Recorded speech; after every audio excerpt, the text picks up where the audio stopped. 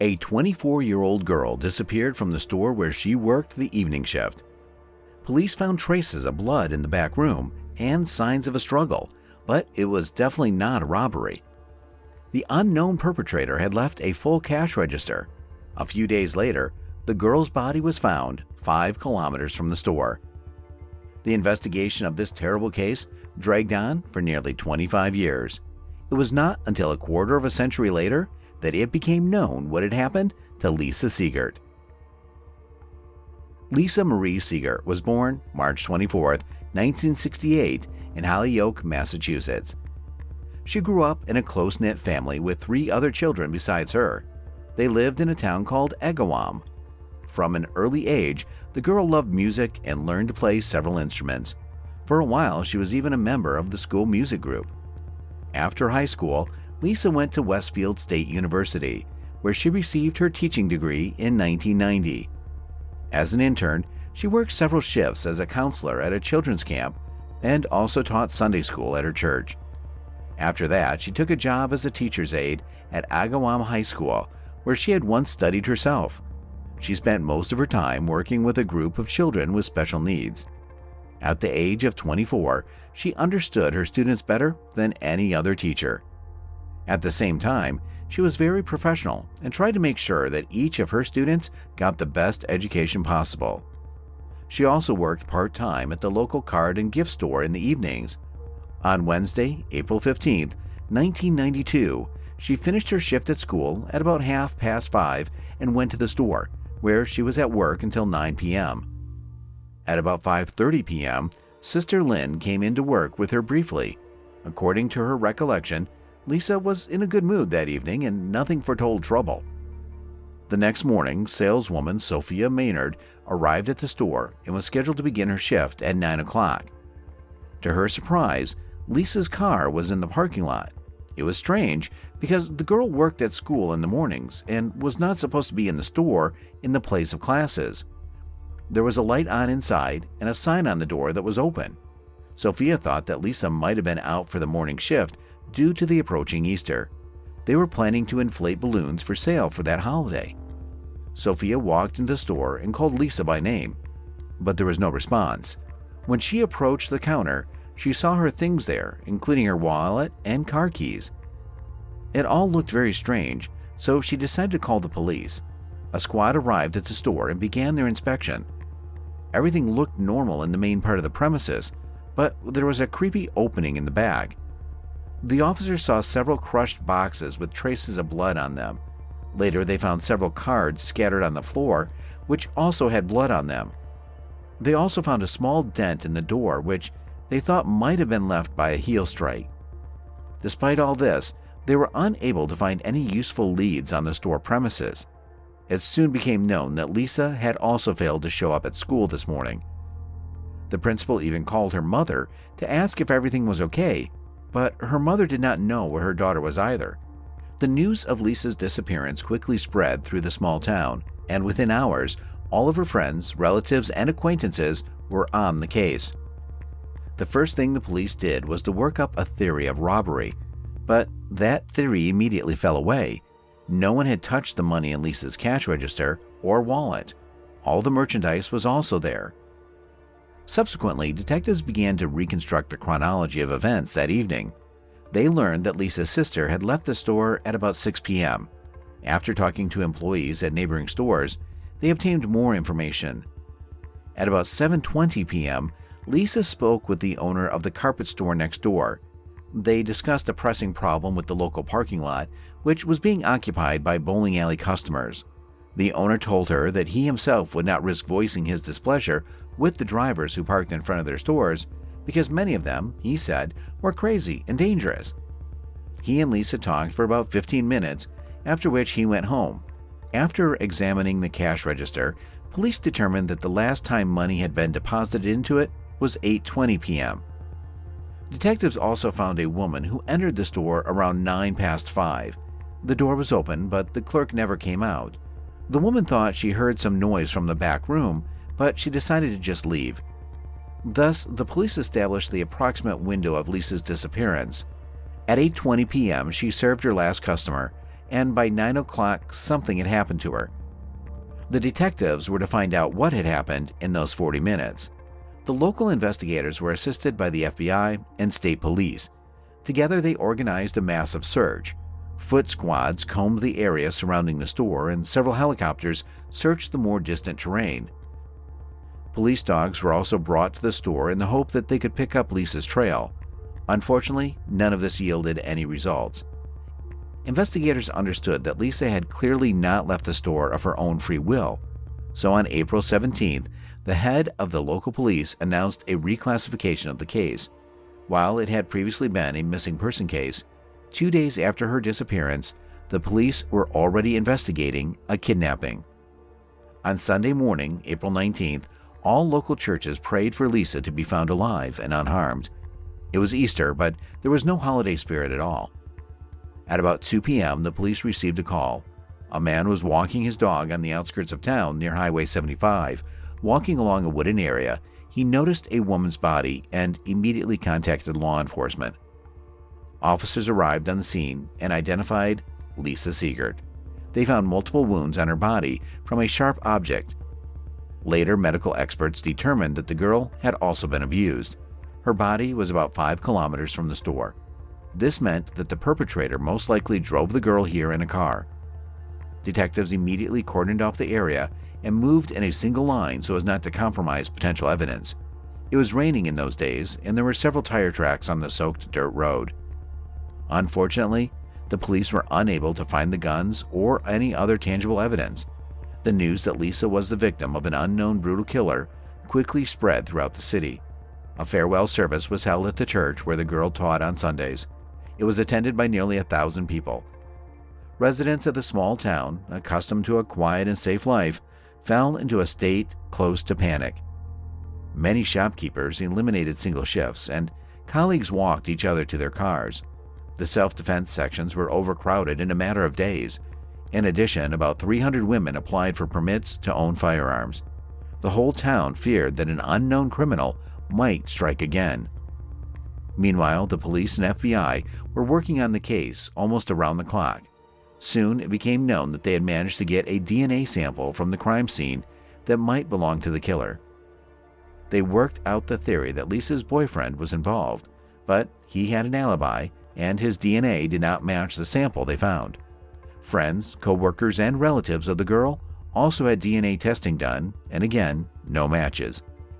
The police also received many tips from local residents. Some reported seeing a suspicious car on the night of Lisa's murder. Others assured that they knew the name of the culprit. But all these leads led nowhere, and detectives sifted them out. From the tire tracks on the road near where the body was found, the police determined that they had been left by a van or large SUV. Detectives questioned all drivers of similar vehicles and again, were no closer to catching the perpetrator. But they were able to find a witness who may have seen the same vehicle. An employee of a store near where Lisa worked was driving home at about 9:15 at night.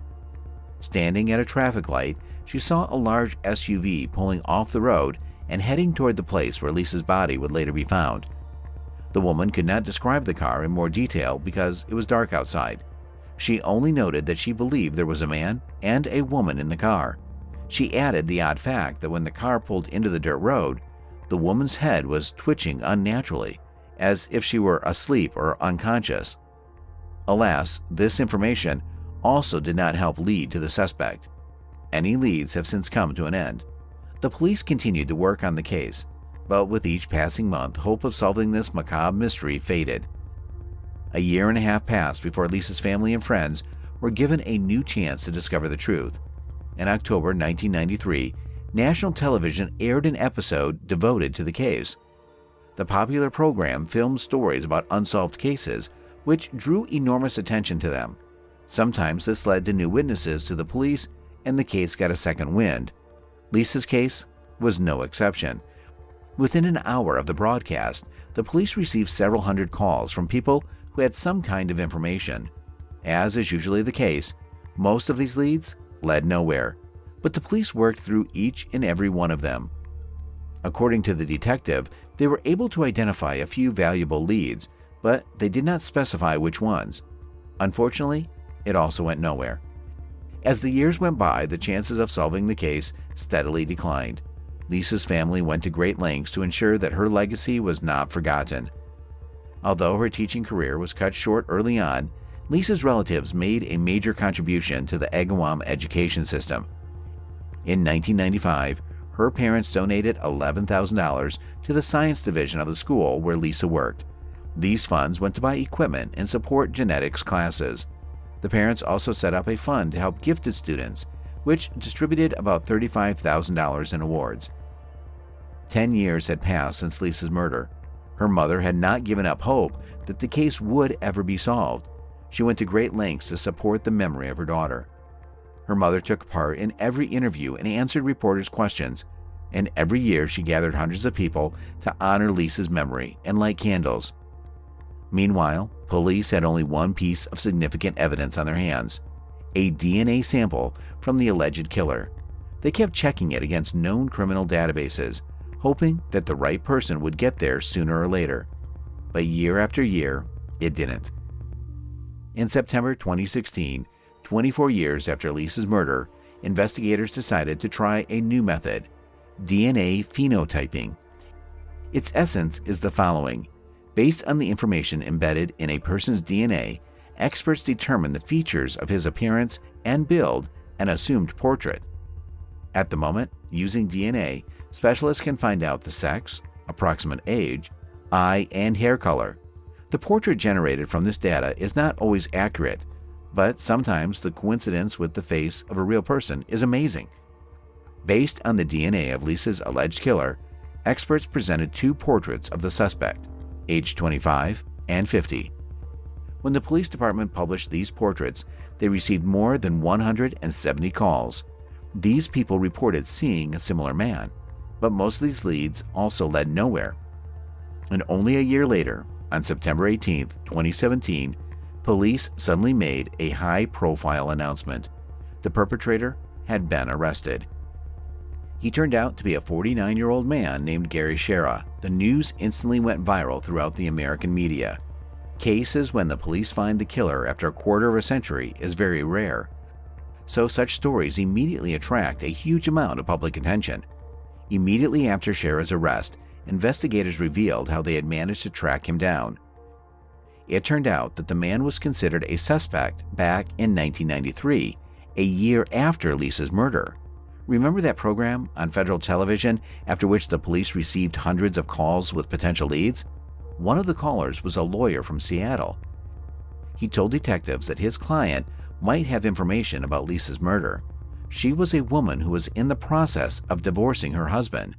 They lived in a town called Longmeadow, which was near Agawam. According to the woman, her husband was showing increased attention to Lisa Ziegert's case. If this murder was on television, he would run into the room and stare blankly at the screen, totally unresponsive to those around him. As you may have realized, this man was Gary Shera. He was 24 years old at the time. He was in a very troubled marriage and had a 1-year-old son. He and his wife were constantly fighting and had already begun divorce proceedings shortly after the birth of their child. According to the police statement, they had worked out the theory that Gary was involved back in 1993, but found no evidence to support it. On the contrary, his ex-wife, as a source of information, raised doubts. The fact is that she had a whole list of mental disorders as well as a long history of alcohol abuse. Moreover, during the divorce, Gary obtained custody of their son through the courts, but his wife secretly removed the child to another state.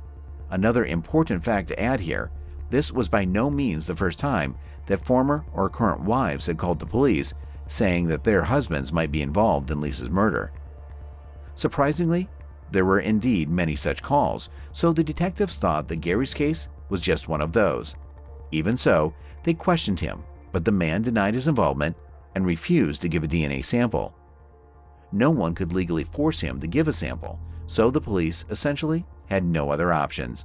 Later, detectives compiled a list of all the men questioned in the case who refused to give a DNA sample. Gary was among them, and the police called him in for questioning several more times. During the third interview in 2008, it was apparent that Gary was trying not to touch anything, not even the table. He was offered a bottle of water, but he refused. He looked as if he had only one thing on his mind: how the cops wouldn't get his DNA sample. By 2017, detectives had a list of 11 suspects on their hands, including Gary. All of them had been interviewed at various stages of the investigation and refused to voluntarily submit to DNA testing. In fact, there were many more suspects on that list, but through DNA phenotyping, investigators were able to weed out unsuitable candidates. They did not match some of the characteristics that experts determined from the DNA sample of Lisa's killer. In August 2017, detectives gathered all available information and went to court. They asked for an order compelling all the list members to provide DNA samples, and the court agreed.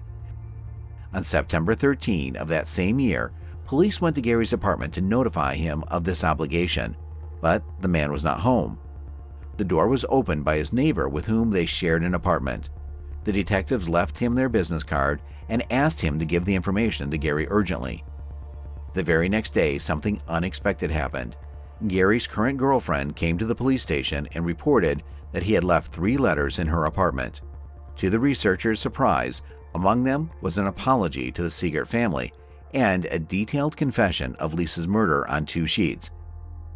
Gary wrote that he had had violent and uncontrollable desires in him since childhood. He was obsessed with thoughts of kidnapping and abuse.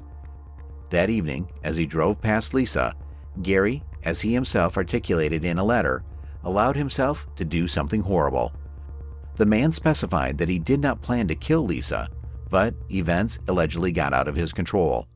Gary wrote that he wanted to surrender to the police hundreds of times, but could not do so because of cowardice. He stated that he had lived with self-loathing all these years. At the end of the letter, he stated that he planned to end his life. Police immediately began searching for Gary, and soon his car was spotted in the parking lot of a hospital in Stafford Springs. There was another suicide note on the windshield. It turned out that the man had ingested some powerful drugs, but got in his car immediately afterwards and rushed to the nearest hospital, where he was pumped out. As soon as the doctors were finished helping him, the police arrested Gary and took him to the station. At the same time, a judge issued a search warrant for his apartment as well as his girlfriend's apartment. There, the police seized several objects containing his DNA. The result of the analysis surprised no one: a complete match with the sample of the killer. Along with that, detectives unearthed several other potentially significant leads. Gary's wife, who had reported suspicions about him back in 1993, passed away in 2014. However, investigators were able to find documents drafted by her lawyer where the woman revealed many gruesome details. One day, Gary told her, in plain language, that he could not engage in intimacy with her unless he had a knife in his hand. The day after Lisa's murder, the woman called her sister and told her that Gary had come home late at night, was extremely disturbed, and his body was covered with scratches. He also gave his wife a music box and said that he had bought it at the very store where Lisa worked. Except, according to Gary himself, it was an older woman with gray hair who sold it to him. The problem is that no such employee has ever been there. It is not clear why all these details were not reported to the police in 1993, and it is impossible to find out now. While in custody, Gary suddenly proclaimed his innocence and refused to confess to what he had done. In all likelihood, he was driven by simple fear. But with that kind of evidence, there was no chance of getting away with it. The only thing he was able to achieve was a postponement of his sentence. The trial was not to begin until 2 years later, but Gary, who had been in a cell the whole time, suddenly decided to confess. On September 21, 2019, he appeared before a judge and pleaded guilty to the murder of Lisa Ziegert. This charge qualified as first-degree murder, and in Massachusetts, a defendant on such a sentence faces life in prison without parole. Lisa's family was present in the courtroom. Her mother, who had hoped for 25 years to learn the truth, spoke. She thanked everyone involved in the investigation, as well as the ordinary concerned people who had supported her family all this time. As a result, the killer went to live out the rest of his life behind bars. One of the state's longest-running criminal cases was officially closed. Despite the fact that it took a quarter of a century, the bitter truth in such a case is anything better than endless ignorance. Take care and thanks for watching.